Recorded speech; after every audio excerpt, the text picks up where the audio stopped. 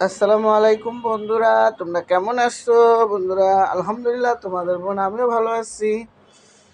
বন্ধুরা আজকে একটু রান্না করলাম মুরগির রোস্ট। দেখো বন্ধুরা কেমন হয়েছে মুরগির রোস্ট রান্না করেছি। সাথে আছে মাছের ঝোল, সাথে আছে সালাদ, সাথে আছে ভাত, তারপর আছে পোলাও। দেখো বন্ধুরা আমি প্লেটে বাড়ি না, এখনো খাবো। গলাটা অনেক ব্যথা বন্ধুরা, ঠান্ডায়। আর তোমাদেরকে বলছিলাম আমার নাকের সমস্যা আছে, যে প্লেট নিয়ে বসে আছি বন্ধুরা। তো একটু শেয়ার করলাম বন্ধুরা তোমাদের সাথে সব কথাই শেয়ার করি বন্ধুরা। তোমরা তো আমার অনেক কাছের লোক, আপন লোক। আপন লোক যদি কাছে থাকে না, পর মানুষে আপন হয়, আপন মানুষ পর হয়।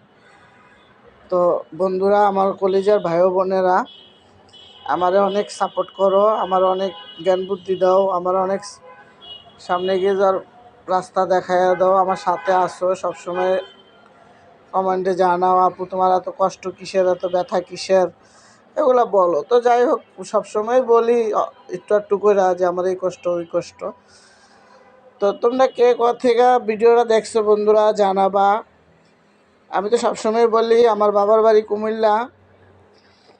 তো আমাদের দেশে একটা প্রচারিত কথা আছে, সেই কথাটা হচ্ছে বাড়ি কই কই কুমিল্লা ওই। তো এটা আসলে আমার জানা নাই, তো এটা অনেকে বলে আর কি। তো টিভিও দেখতেছি বন্ধুরা, আর খাইতেছি। খাবো বন্ধুরা, গোসল করে আসছি।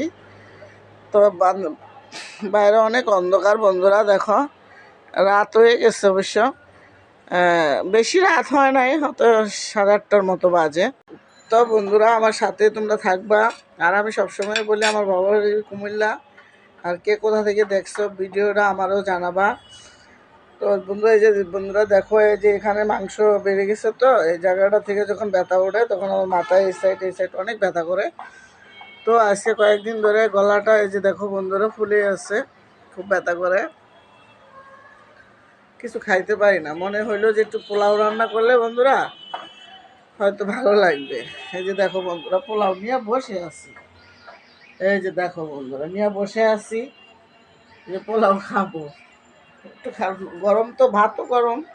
আমার সত্যি কথা বলতে কি বন্ধুরা, পোলাও আমার কাছে ভালো লাগে, কিন্তু ভাতের মতো লাগে না। সেই জন্য ভাতও রান্না করছি, সাথে টিভিটাও দেখতেছি। শরীরটা অনেক খারাপ বন্ধুরা, দেখো না চেহারা কী অবস্থা। আর আজকে ঘরে ছিলাম, ঘরের প্রচুর কাজ করছি, যেহেতু আলহামদুলিল্লাহ সামনে রোজা আর একটা দিন পরে।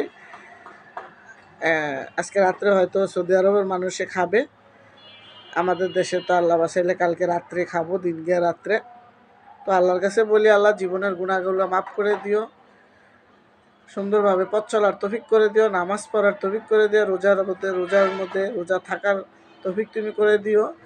যত কষ্টই হোক রোজাগুলো যেন থাকতে পারি, আল্লাহর দরবারে যেন আল্লাহ কবুল করে নেয়।